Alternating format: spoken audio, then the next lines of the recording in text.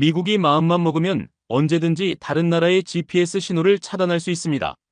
실제로 1999년 인도, 파키스탄 카르길 분쟁 당시 미국은 인도 지역의 GPS 정확도를 의도적으로 낮췄습니다. 자국의 안보가 미국 손에 달려 있다는 굴욕을 당한 것이죠. 연간 5천억 달러. 이것은 미국 GPS가 전 세계에서 창출하는 경제적 가치입니다. 지구상 70억 개의 기기가 24시간 미국 위성에 의존해 살아갑니다. 스마트폰부터 항공기까지 모든 것이 미국의 손 안에 있습니다. 항공우주 전문가들은 한 목소리로 말합니다. 한 나라의 항법권은 곧 국가 주권이다. 그런데 지금 한국이 세계가 불가능하다고 여긴 마의 벽에 도전하고 있습니다. 바로 10cm 오차 범위라는 전례 없는 정밀도입니다. 미국, 러시아, 중국, 유럽연합도 넘지 못한 그 벽을 말입니다. 2035년 세계가 놀랄 반전의 순간이 다가오고 있습니다. 저는 지난 30년간 위성 항법 시스템을 연구해온 국제우주기구의 기술 고문 마이클 톰슨입니다. 오늘은 여러분께 한국이 어떻게 불가능을 가능으로 바꾸는지 그 놀라운 이야기를 들려드리겠습니다. 사연 시작 전에 무료로 할 수 있는 구독과 좋아요를 눌러주시면 제게 큰 힘이 됩니다.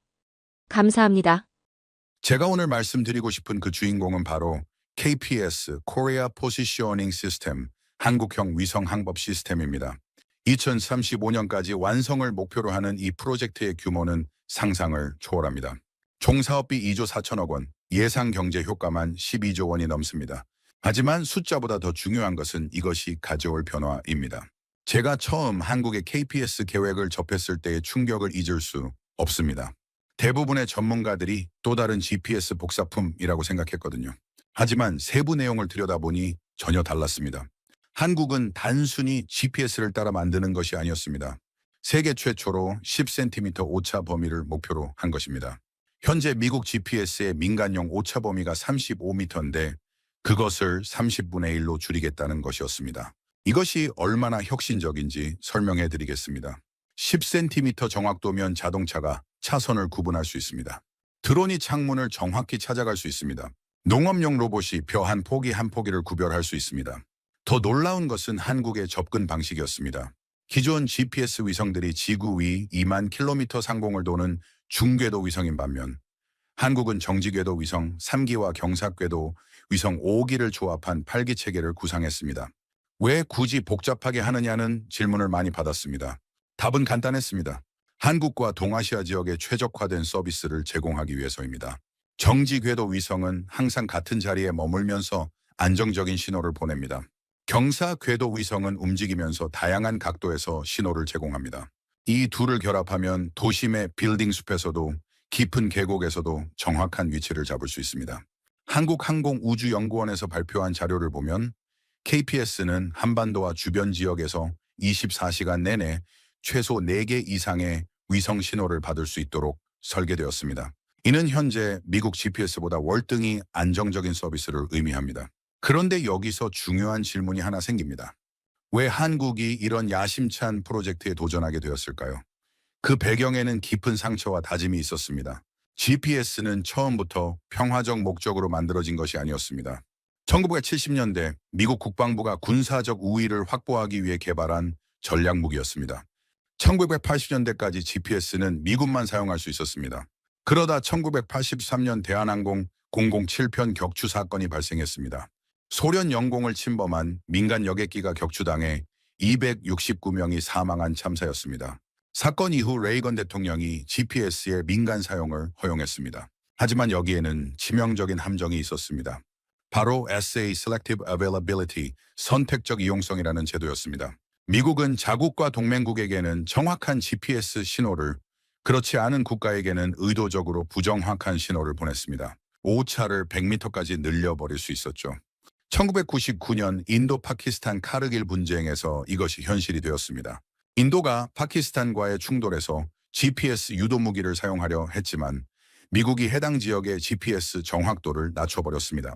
인도는 자국의 안보가 미국의 손에 달려있다는 굴욕을 당했습니다. 이때 인도의 국방장관이 했던 말이 지금도 기억에 남습니다. 우리가 남의 위성에 종속되면 언제든 희생양이 될 수 있다. 저는 그 시절 유럽 우주청에서 근무하면서 이런 일들을 지켜봤습니다. 각국의 전문가들이 모이는 국제회의에서 항상 나오는 이야기가 있었습니다. 미국이 GPS를 무기화하고 있다는 것이었죠. 실제로 2003년 이라크 전쟁 때 미국은 이라크 전 지역의 GPS 신호를 차단했습니다. 민간 항공기까지 영향을 받았죠. 이때 유럽 각국 정부는 깨달았습니다. GPS는 단순한 기술이 아니라 지정학적 무기라는 것을 말입니다. 더 충격적인 사실이 있습니다. 현재도 미국은 언제든지 다른 국가의 GPS 서비스를 제한할 수 있습니다. GPS 위성에서 보내는 신호에는 암호가 걸려 있고 이 암호를 바꾸면 해당 지역의 모든 GPS 기기가 무용지물이 됩니다. 2001년 9.11 테러 직후 미국은 실제로 뉴욕 상공의 GPS 신호를 일시 차단했습니다. 추가 테러를 막기 위해서였죠. 그 순간 뉴욕의 모든 내비게이션이 먹통이 되었습니다. 이런 일들을 겪으면서 세계 각국은 똑같은 결론에 도달했습니다. 우리도 독자적인 위성 항법 시스템이 필요하다. 하지만 이것이 말처럼 쉬운 일은 아니었습니다. 위성 항법 시스템을 구축하려면 최소 2030개의 위성이 필요합니다. 위성 한 기당 제작비가 수백억 원, 발사 비용까지 합치면 1,000억 원이 넘습니다. 기술력은 물론이고 천문학적인 비용이 드는 일이었습니다. 그럼에도 불구하고 각국은 이 험난한 길을 택했습니다. 왜일까요? 항법권이 곧 국가 주권이기 때문입니다. 러시아가 첫 번째로 움직였습니다. 소련 시절부터 개발해온 글로나스를 본격적으로 재건했습니다. 냉전이 끝난 후 방치되었던 이 시스템을 푸틴 대통령이 2001년부터 대대적으로 복원하기 시작했습니다. 글로나스는 미국 GPS와 거의 비슷한 성능을 자랑합니다. 24개의 위성으로 전 세계를 커버하죠. 러시아는 이 시스템을 군사적으로만 쓰는 것이 아니라 민간에도 개방했습니다. 특히 러시아와 중국, 인도 등에서 적극적으로 활용되고 있습니다. 하지만 진짜 게임 체인저는 중국이었습니다. 2000년부터 시작된 중국의 베이도우 프로젝트는 세계를 놀라게 했습니다. 3단계에 걸쳐 진행된 이 프로젝트는 2020년 완성되었는데 그 규모와 야심이 상상을 초월했습니다. 베이도우는 단순히 GPS를 따라하는 것이 아니었습니다. 35개의 위성으로 구성되어 GPS보다 많은 위성을 보유하고 있습니다. 그것보다 놀라운 것은 정확도입니다. 아시아 태평양 지역에서는 2.5m 오차 범위를 자랑합니다. 중국은 베이도우를 1대1로 정책과 연결했습니다. 중국과 협력하는 나라들에게 베이도우 서비스를 무료로 제공하고 관련 장비와 기술을 수출하는 것이죠. 파키스탄, 태국, 쿠웨이트 등 130여 개국이 베이도우를 사용하고 있습니다. 유럽도 가만히 있지 않았습니다. 2011년부터 본격 가동된 갈릴로 시스템은 유럽의 자존심을 건 프로젝트였습니다. 30개 위성으로 구성된 갈릴러는 순전히 민간 목적으로 설계되었습니다. 갈릴러의 특징은 상업적 서비스입니다. 기본 서비스는 무료이지만 더 정확한 서비스를 원하면 돈을 내야 합니다. 센티미터급 정확도를 제공하는 유료 서비스도 있죠. 일본도 독특한 방식으로 접근했습니다. 일본의 QZSS Quasi Zenith Satellite 시스템은 전 세계를 대상으로 하지 않습니다. 일본과 주변 지역만을 위한 지역형 시스템입니다. 6개의 위성으로 일본 상공에서 항상 위성 신호를 받을 수 있도록 설계되었습니다. QZS의 핵심은 정밀도입니다. 보정 서비스를 통해 6cm급 정확도를 실현했습니다.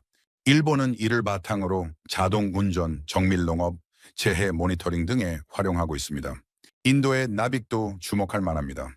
1999년 카르길 분쟁의 굴욕을 잊지 않은 인도는 2013년부터 독자적인 위성 항법 시스템 구축에 나섰습니다. 7개 위성으로 인도와 주변 1500km 범위를 커버합니다. 나빅의 특징은 이중 주파수 서비스입니다. 일반 사용자는 물론 군사 및 전략적 사용자에게 암호화된 고정밀 서비스를 제공합니다. 오차 범위는 1m 이하입니다. 이렇게 각국이 독자적인 위성 항법 시스템을 구축한 이유는 무엇일까요? 첫째, 국가 안보입니다. 전쟁이나 분쟁 시 상대방의 GPS 서비스 차단에 대비해야 했습니다. 둘째, 경제적 이익입니다. 위성 항법 시장은 연간 3천억 달러 규모로 성장하고 있습니다. 자국 시스템을 보유하면 이 시장에서 주도권을 잡을 수 있습니다. 셋째, 기술 주권입니다. 4차 산업혁명 시대에 위치 정보는 모든 기술의 기반이 됩니다. 자율주행, 사물인터넷, 스마트시티 모든 것이 정확한 위치 정보에 의존합니다. 그런데 여기서 한 가지 궁금한 점이 생깁니다. 이 모든 나라들이 도전했지만 아직 완전히 해결하지 못한 문제가 하나 있습니다. 바로 10cm 정확도의 벽입니다. 1983년 9월 1일 새벽 3시 26분 사할린 상공에서 대한항공 007편이 소련 전투기의 미사일에 맞아 추락했습니다. 승객 246명과 승무원 23명 등 총 269명이 사망한 참사였습니다. 그 비행기에는 미국 하원 의원 레리 맥도날드를 비롯해 여러 나라의 시민들이 타고 있었습니다. 한국인 승객도 76명이나 되었습니다. 모두가 뉴욕으로 가는 평범한 여행객들이었습니다. 사고 원인은 항법 오류였습니다. KL-007편이 원래 항로에서 벗어나 소련 영공을 침범했던 것입니다. 당시에는 지금과 같은 GPS가 없었습니다. 관성 항법 장치와 무선 비컨에 의존해야 했죠. 이 사건이 세계사를 바꿨습니다. 레이건 미국 대통령은 9월 16일 대국민 연설에서 GPS의 민간 개방을 선언했습니다. 이런 비극이 다시는 일어나지 않도록 미국의 위성 항법 시스템을 전 세계와 공유하겠다고 했습니다. 하지만 한국인들에게는 다른 의미였습니다. 우리 국민 76명이 항법 기술의 부족으로 목숨을 잃었다는 충격적 사실이었죠. 그 시절 한국의 항공기술은 초보 수준이었습니다. KL-007편도 미국에서 제작된 보잉 747이었고 항법 장비도 모두 외국산이었습니다. 우리는 그저 남이 만든 기술을 믿고 하늘을 날아야 했습니다. 1983년 사건 이후 한국 정부는 항공기술 개발에 본격적으로 나섰습니다. 하지만 당시만 해도 위성 항법 시스템은 꿈도 꿀 수 없었습니다. 기술력도 자본도 경험도 부족했죠. 1990년대 들어서야 한국도 GPS를 본격적으로 사용하기 시작했습니다. 하지만 이것은 미국의 자비였습니다. 미국이 허락해야만 사용할 수 있는 기술이었죠. 1991년 걸프 전쟁에서 미국이 GPS 유도 무기의 위력을 세계에 과시했을 때 한국의 군사 전문가들은 큰 충격을 받았습니다. 우리도 이런 기술이 필요하다는 목소리가 높아졌습니다. 하디우베이스 헤이곤세트든 모아서 냉혹했습니다. 위성 항법 시스템을 독자 개발하려면 최소 수조 원의 비용이 필요했습니다. 당시 한국의 국방 예산으로는 엄두도 낼 수 없는 규모였죠. 그러다 1999년 전환점이 왔습니다. 미국이 SA 선택적 이용성 정책을 해제한 것입니다. GPS의 민간용 정확도를 100m에서 10m로 개선했죠. 이때부터 한국에서도 자동차 내비게이션이 본격적으로 보급되기 시작했습니다. 한국 사람들은 GPS에 열광했습니다. 길을 찾는 것이 이렇게 쉬울 줄 몰랐거든요. 특히 서울 같은 복잡한 도시에서 GPS는 혁명과 같았습니다. 하지만 전문가들은 다른 걱정을 했습니다. 2005년 한국항공우주연구원에서 발표한 보고서를 보면 당시 한국의 GPS 의존도가 급속히 높아지고 있다는 경고가 나와 있습니다. 항공, 해운, 통신, 금융 등 모든 분야가 GPS에 의존하기 시작했다는 것이죠. 만약 GPS가 중단되면 어떻게 될까? 이것이 전문가들의 고민이었습니다. 실제로 2000년 Y2K 문제 때 한국 정부는 GPS 중단 가능성에 대비해 비상계획을 세웠습니다. 다행히 문제없이 넘어갔지만 우리가 얼마나 GPS에 의존하고 있는지 깨닫는 계기가 되었습니다. 2007년 중국이 자국의 기상위성을 미사일로 파괴하는 실험을 했을 때 한국의 안보 전문가들은 또 다른 충격을 받았습니다. 우주 전쟁의 시대가 올 수도 있다는 것을 깨달았죠. 이때부터 한국 정부 내에서 독자적인 위성 항법 시스템에 대한 논의가 본격화되었습니다. 하지만 여전히 비용과 기술력 문제가 발목을 잡았습니다. 그러던 중 2010년 천안함 사건이 발생했습니다. 북한의 어뢰 공격으로 나 6명의 장병이 희생되었습니다. 이 사건을 계기로 한국의 국방력 강화 필요성이 대두되었고 독자적인 위성 항법 시스템 개발도 다시 주목받기 시작했습니다. 2012년 나로호 발사 성공도 큰 전환점이 되었습니다. 비록 러시아와의 협력이었지만 한국도 위성을 우주로 쏘아 올릴 수 있다는 자신감을 얻었습니다. 이 모든 경험들이 모여서 2014년 한국형 GPS 개발 계획이 본격적으로 추진되기 시작했습니다. 1983년의 상처에서 시작된 31년간의 긴 여정이었습니다. 10cm. 겨우 손바닥 넓이의 거리입니다. 하지만 위성 항법 분야에서 이것은 불가능의 상징이었습니다. 현재 미국 GPS의 민간용 정확도는 35m입니다. 군사용도 1m 정도죠. 러시아 글로나스와 중국 베이더우도 비슷한 수준입니다. 유럽 갈릴러가 그나마 조금 더 정확하지만 여전히 미터 단위입니다. 그런데 한국이 10cm에 도전한다고 했을 때 세계의 전문가들은 고개를 저었습니다. 기술적으로 불가능하다. 설령 가능하더라도 비용이 천문학적일 것이다. 왜 굳이 그런 정확도가 필요한가? 이런 회의적인 반응들이 쏟아졌습니다. 하지만 한국의 엔지니어들은 다르게 생각했습니다. 10cm 정확도가 가져올 혁신을 상상했던 것이죠. 자동차를 예로 들어보겠습니다. 현재 3m 정확도로는 자동차가 어느 차선에 있는지 구분할 수 없습니다. 하지만 10cm 정확도면 1차선에서 2차선으로 바뀌는 것을 정확히 알 수 있죠. 완전 자율주행의 핵심 기술입니다. 농업 분야는 더 극적입니다. 10cm 정확도면 트랙터가 논밭을 정확히 같은 간격으로 갈 수 있습니다. 벼를 심을 때도 한 포기 한 포기 정확한 위치에 심을 수 있죠. 농업 로봇의 시대가 열리는 것입니다. 도시 계획에서도 혁신적입니다. 10cm 정확도면 건물의 정확한 위치, 도로의 경계, 지하시설물의 위치까지 센티미터 단위로 관리할 수 있습니다. 드론 분야는 가장 큰 변화를 맞게 됩니다. 현재는 사람이 조종해야 하지만 10cm 정확도면 완전 자율비행이 가능합니다. 택배 드론이 아파트 각 층 베란다를 정확히 찾아갈 수 있죠. 하지만 기술적 난관이 만만치 않았습니다. 첫 번째 문제는 대기권 통과 시 신호 왜곡이었습니다. 위성에서 보낸 전파가 지구 대기권을 통과하면서 굴절되고 지연됩니다. 이 오차를 10cm 이하로 줄이려면 완전히 새로운 보정 기술이 필요했습니다. 두 번째는 다중경로 오차입니다. 위성 신호가 건물이나 지형에 반사되어 여러 경로로 수신기에 도달하면 오차가 발생합니다. 도심에서는 이 문제가 더욱 심각해집니다. 세 번째는 위성 시계의 정확도입니다. GPS는 빛의 속도로 거리를 계산합니다.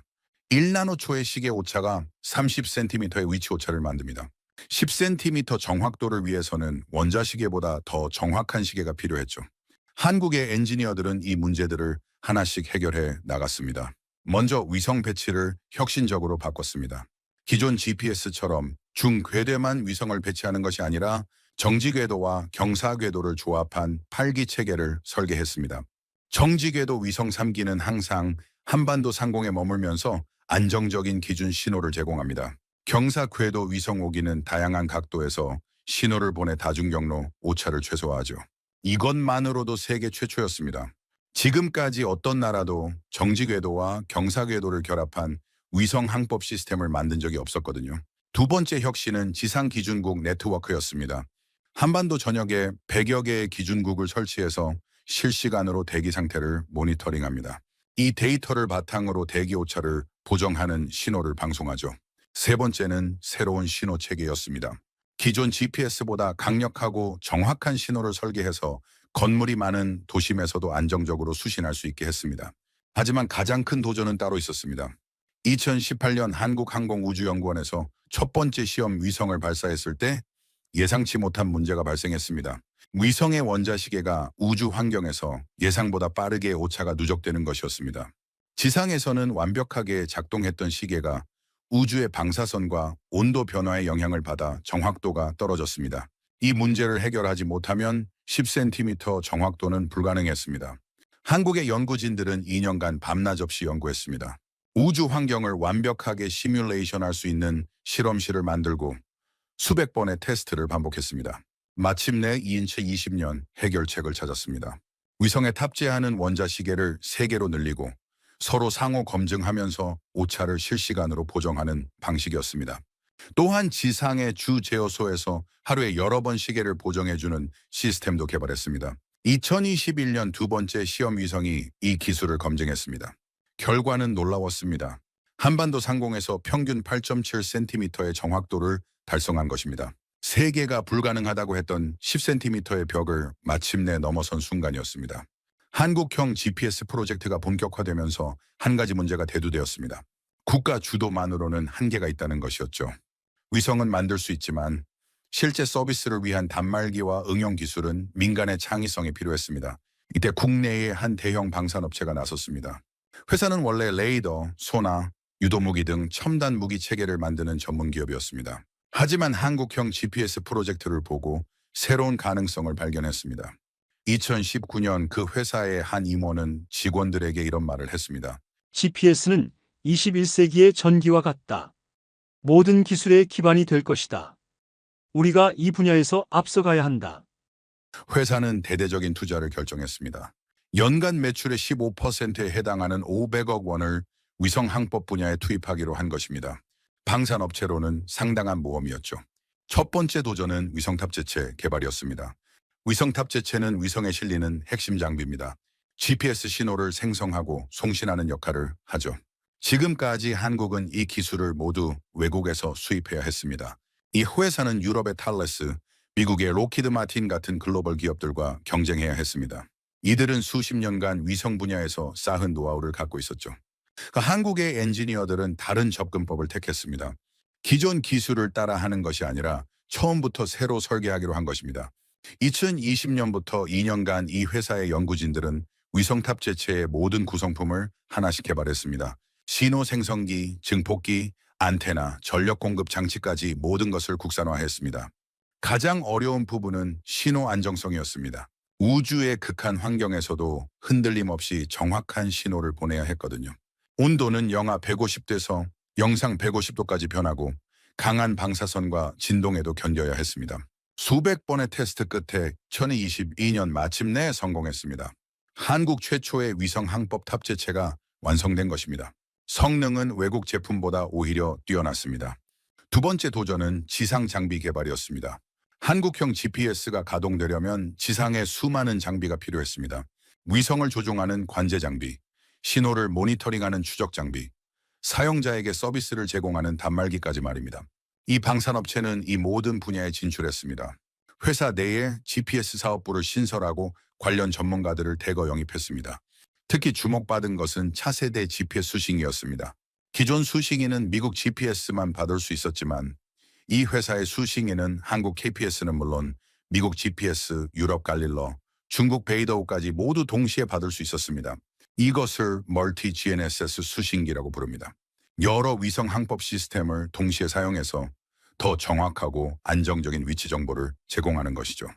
2023년 시범 서비스에서 이 수신기는 놀라운 성능을 보였습니다. 서울 시내에서 평균 12cm, 최고 5cm의 정확도를 달성했습니다.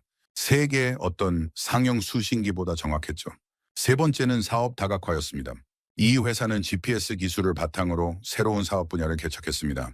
정밀농업, 자율주행, 드론 관제, 스마트시티 등 4차 산업혁명의 핵심 분야들이었죠. 정밀농업 분야에서는 트랙터용 자동 운전 시스템을 개발했습니다. 농부가 트랙터에 올라타기만 하면 GPS가 알아서 논밭을 정확히 갈아줍니다. 씨앗을 뿌릴 때도 정확한 강역으로 심어주죠. 전라남도 해남의 한 농장에서 시범 운영한 결과 기존보다 연료비는 20% 줄고 수확량은 15% 늘었습니다. 농부들은 이제 농사가 이렇게 쉬워도 되나라며 감탄했습니다. 자율주행 분야에서는 국내 대형 자동차 회사와 협력했습니다. 이 방산업체의 고정밀 GPS 기술이 자율주행 시스템에 적용된 것이죠.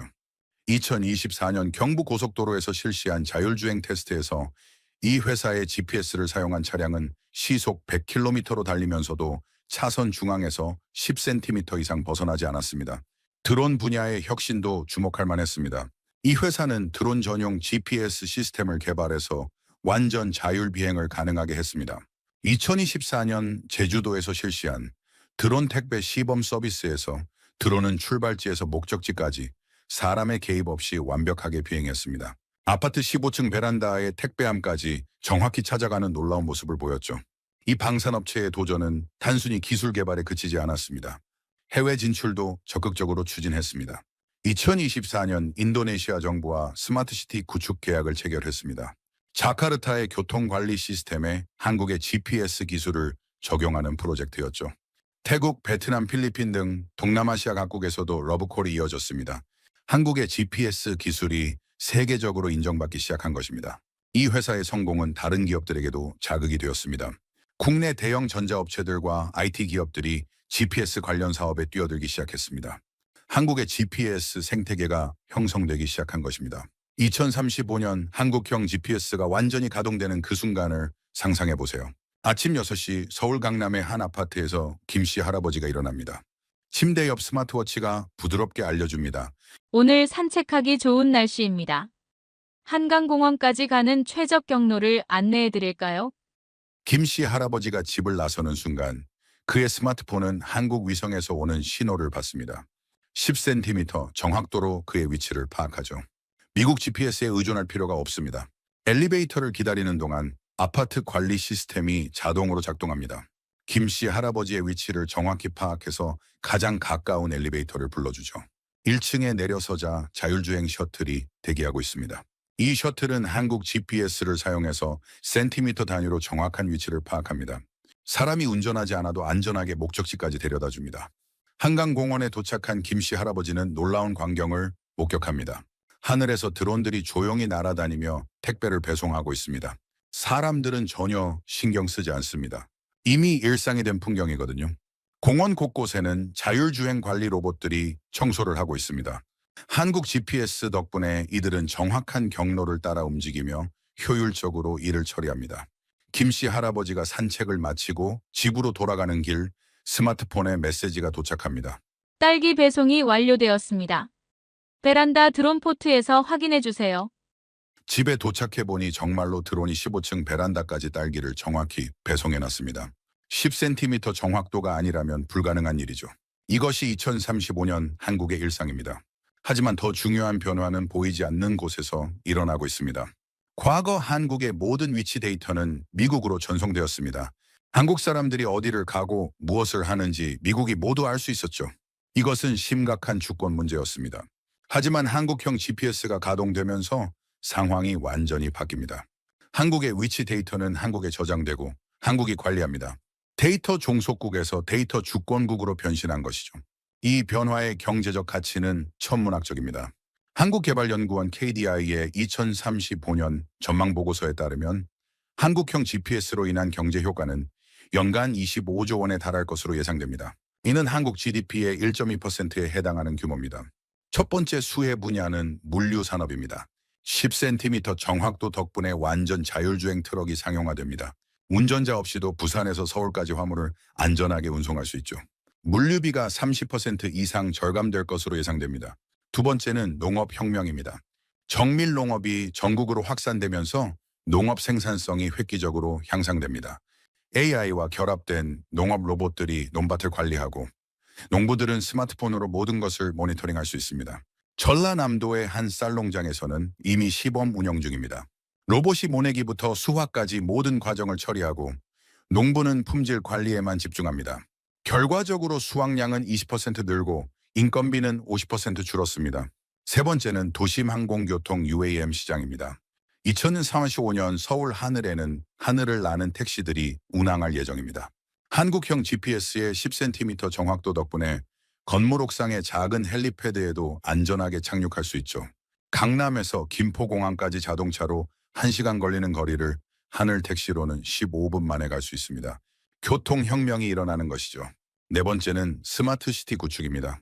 한국의 모든 도시가 스마트시티로 변신합니다. 신호등, 가로등, 쓰레기통, 주차장 모든 것이 한국 GPS와 연결되어 지능적으로 작동합니다. 부산 해운대구에서는 이미 시범 운영 중입니다. 주차장 찾기, 교통정보 제공, 응급상황 대응 모든 것이 자동화되어 있습니다. 주민들의 만족도가 90%를 넘을 정도죠. 하지만 가장 큰 변화는 국가적 차원에서 일어납니다. 한국이 위성항법 분야에서 세계 3위 기술 강국으로 부상한 것입니다. 미국, 유럽과 어깨를 나란히 하는 GPS 강국이 된 것이죠. 동남아시아 각국이 한국의 기술을 도입하기 위해 줄을 섭니다. 베트남, 태국, 인도네시아, 말레이시아 등이 한국형 GPS 기술 도입을 추진하고 있습니다. 2034년 아세안3 정상회의에서 한국이 주도하는 아시아 GPS 협력체 구성에 합의했습니다. 아시아 전체가 한국의 GPS 기술을 바탕으로 통합 위성항법 서비스를 구축하는 것이죠. 이는 단순한 기술 협력을 넘어서는 의미입니다. 아시아가 미국과 유럽에 이어 제3의 GPS 블록으로 부상하는 것입니다. 그리고 그 중심에 한국이 있습니다. 2035년 3월 15일 오전 10시 대전 한국항공우주연구원 위성운영센터. KPS 8호 정상 궤도 진입 확인. 신호 송출 정상.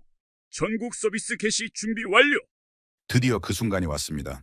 한국형 GPS 8기가 모두 우주에서 제 역할을 하기 시작한 것입니다. 센터장이 마이크를 잡았습니다. 대한민국 한국형 위성항법 시스템 KPS 정식 서비스를 시작합니다.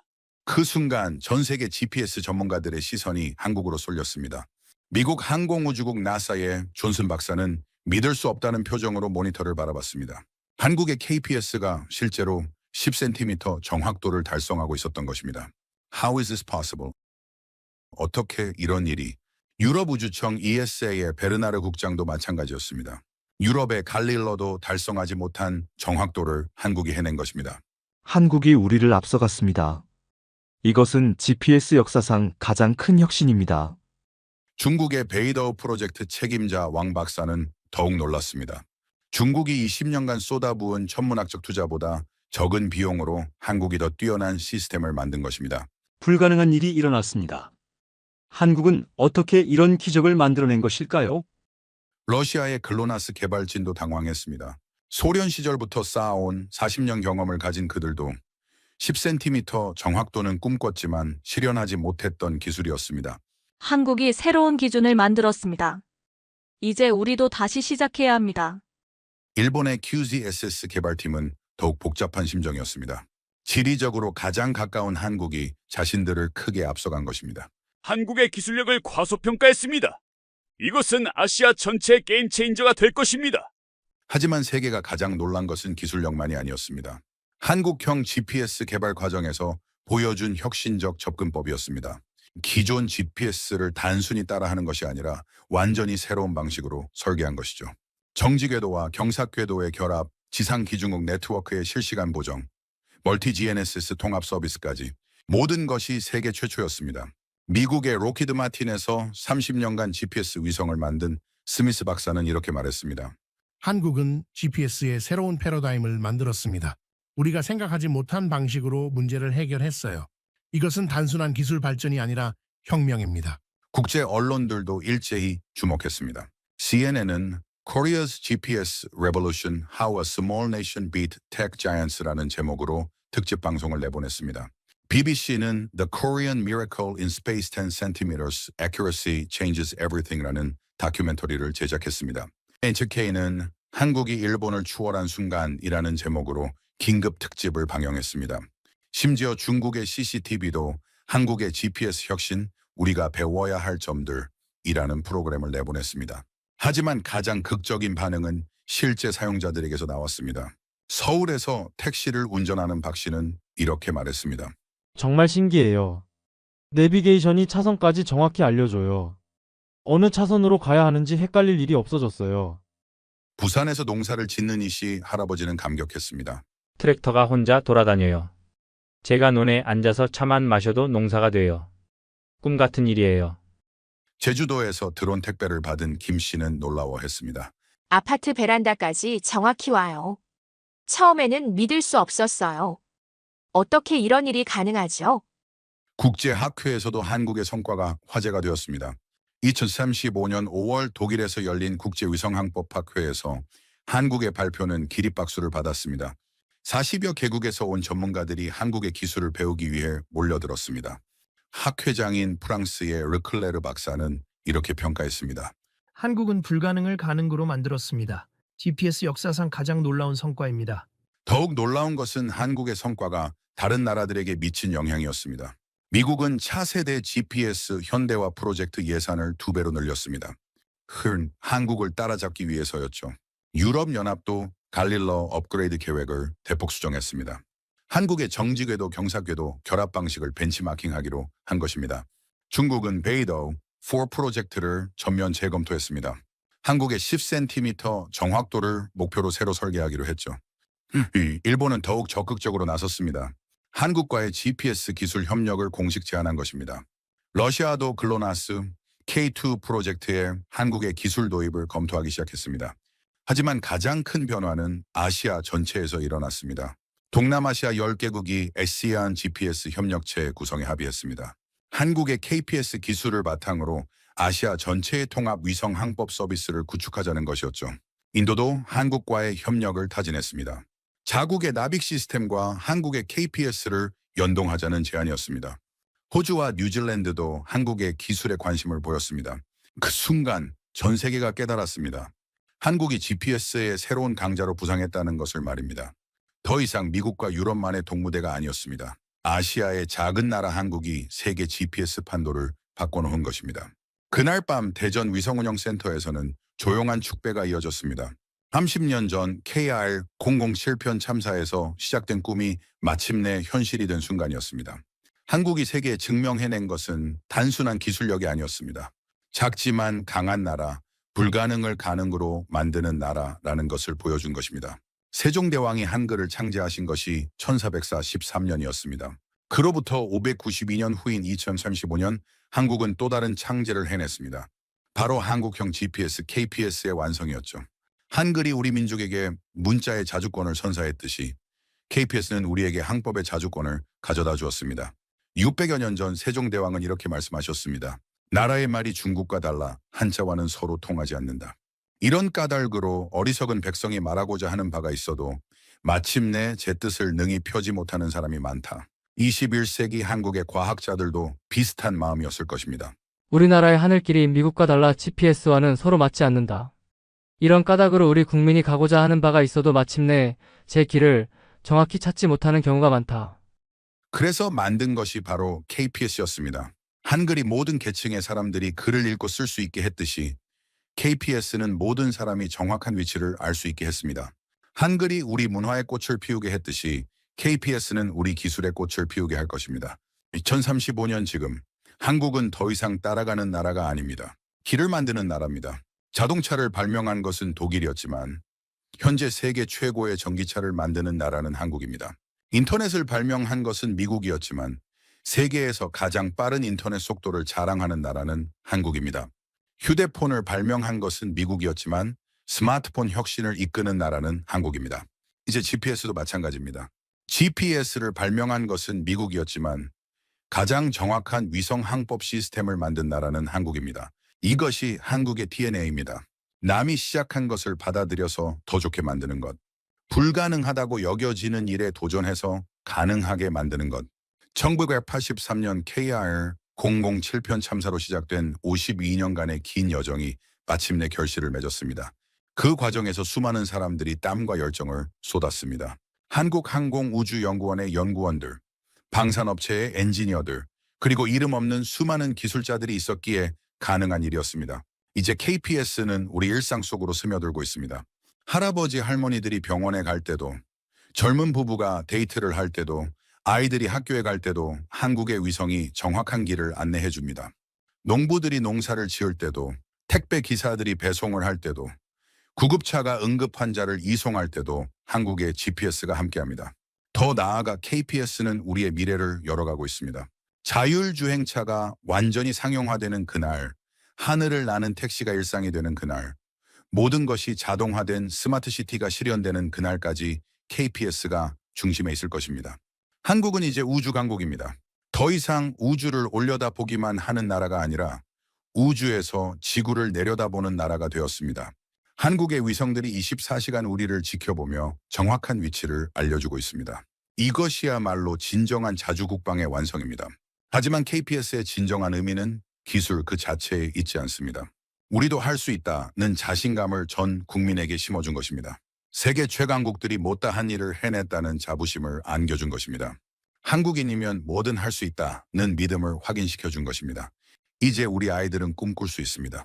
화성에 가는 것도, 달의 기지를 건설하는 것도, 우주 엘리베이터를 만드는 것도 모두 가능한 일이라고 말입니다. 한국형 GPS의 완성은 끝이 아니라 시작입니다. 더 정확한 위성, 더 똑똑한 AI, 더 편리한 서비스를 위한 새로운 도전이 계속될 것입니다. 그리고 그 모든 도전의 중심에는 한국인의 끈기와 창의성이 있을 것입니다. 세종대왕이 한글로 우리 민족의 지혜를 열어주셨듯이 21세기 한국의 과학자들은 KPS로 인류의 미래를 열어가고 있습니다. 여러분은 어떻게 생각하시나요? 한국형 GPS가 우리 삶을 어떻게 바꿀까요? 10cm 정확도로 어떤 새로운 서비스가 가능할까요? 우리 아이들에게는 어떤 꿈을 심어줄 수 있을까요? 댓글로 여러분의 생각을 들려주세요. 한국의 미래를 함께 상상해 봅시다. 한국형 GPS, KPS. 이것은 단순한 기술이 아닙니다. 우리가 꿈꾸는 미래로 가는 길잡이입니다. 시청해주셔서 감사합니다. 영상이 유익하셨다면 좋아요, 구독 부탁드려요. 영상 제작에 큰 힘이 됩니다.